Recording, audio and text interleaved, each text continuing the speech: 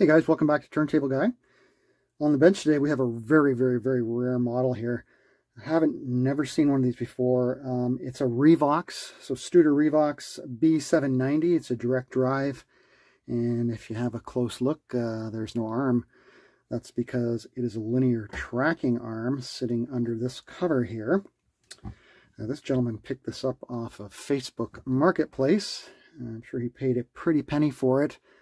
Another very overly complicated European table. This one has just come in for a quick checkup. He mentioned that the arm is moving very slowly. It's electronically controlled, so you go left and right with these buttons here, up and down with your cueing.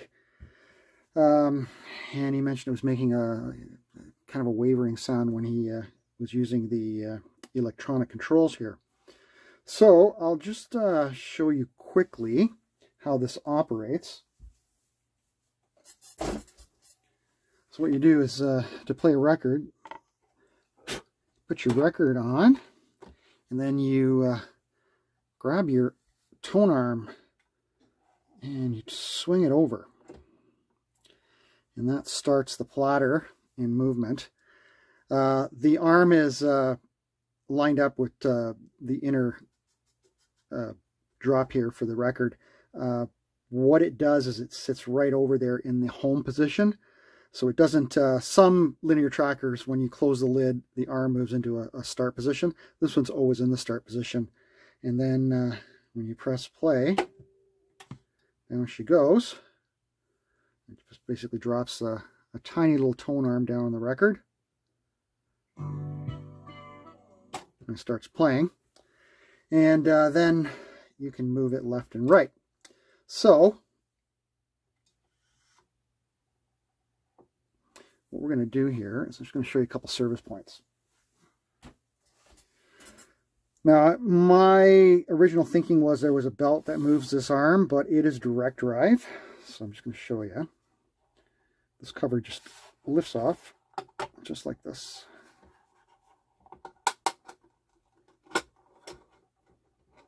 And it reveals the entire mechanism. Whoa. And put a record back down here. Turn the volume down. So, when you move the arm over and it starts to spin, it's pretty classic in its design as far as a linear tracker. There's usually a couple rails, one or two rails where the arm travels across, and there's usually a belt or some kind of motor attached to a belt or some kind of worm gear that turns this string here that makes the arm move. So as I push over to the left, you'll see the arm move. Let me zoom in a little bit here. I'll zoom in a little bit right there. So watch the arm. And then when it's done playing, it'll retract. There's a couple micro switches, one there and one here. So this will tell it when the record or the arm has hit this switch, and then it'll send it back, and once it hits the home position, it shuts off the motor. Now, under this cover is a motor with a pulley where this string is attached to. And what I've done is what I always do with motors. I applied a little drop of this electric motor oil, and I let it sink in. And also, I got a Q-tip, put that same oil, and just put a very light coating on these rails. I cleaned them first with just a little bit of alcohol. And once that was done, just put it on the end of the Q-tip and just dabbed it where these two plastic runners go back and forth, and that has cleared up the motor issue. So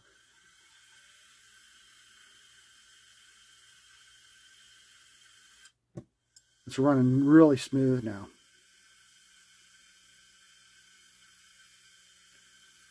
This is a quartz lock deck down here. Oh, you can't see that anymore. There we go. Down here, your speed controls. So you go 33 quartz, 45 quartz, and then VAR stands for variable, so you can put it on variable, and then you've got a pitch control right here. Most people will never touch that, so they're just going to leave it on 33 or 45 quarts. And that's basically it. I gave the stylus a good cleaning. It comes with an Ortofon, an older Ortofon. It's a VMS 20ED, which is a nice cartridge. It's kind of like the equivalent of what an Ortofon Blue is today, 2M Blue.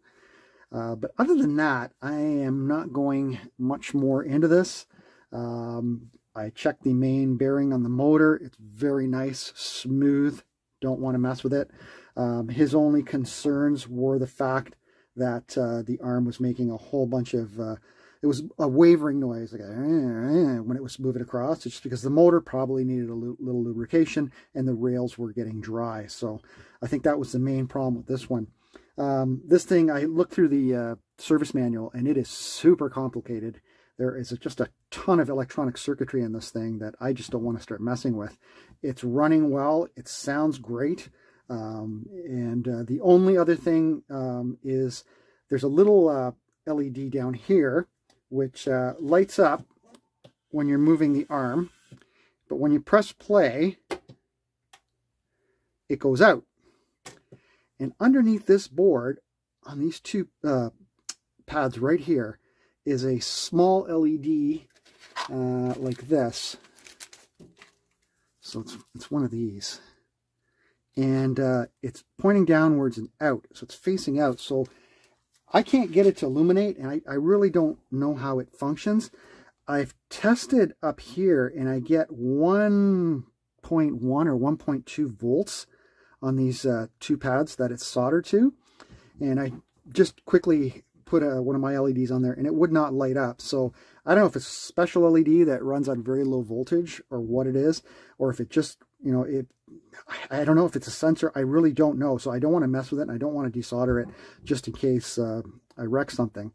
But I looked on the schematics, and I could not get the voltage readings on it. So I'm not sure exactly what it is, but it's not illuminating.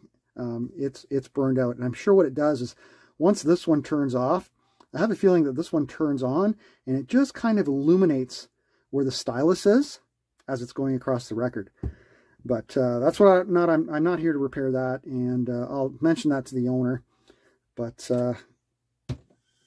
we're just here to get this linear tracking arm moving well, and it is. And let's just do one more. I'll show you how it finishes up the record here. So as you get to the end of the record, and it's playing, let's go a little further, it will automatically return and bring the arm back to the home position. Just your standard fully automatic turntable, nothing particularly special. I don't know if it, if it sounds any better or any different than standard normal tracking tone arm. This one is definitely fascinating to look at. I'll give it that much. But like I've mentioned in the past, all this to get the arm to go across the record, right? I understand you're mimicking the original cut, the cutting lathe that created the master. There she goes. That's what you're doing here. That arm is supposedly tracking right at the center of that spindle all the way across, perfectly, aligned. So you're not supposed to get any distortion within the grooves. It's a great idea, but there's so much going on here.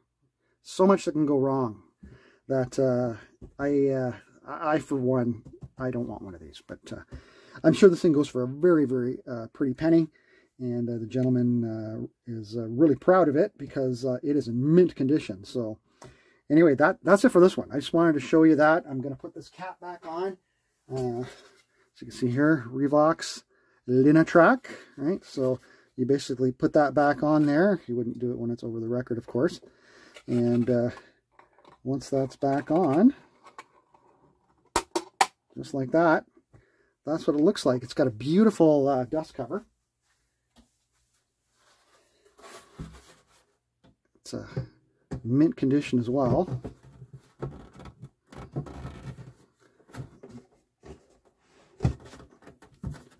Like that. And that's what it looks like. Lovely machine. Definitely rare. Never seen one before.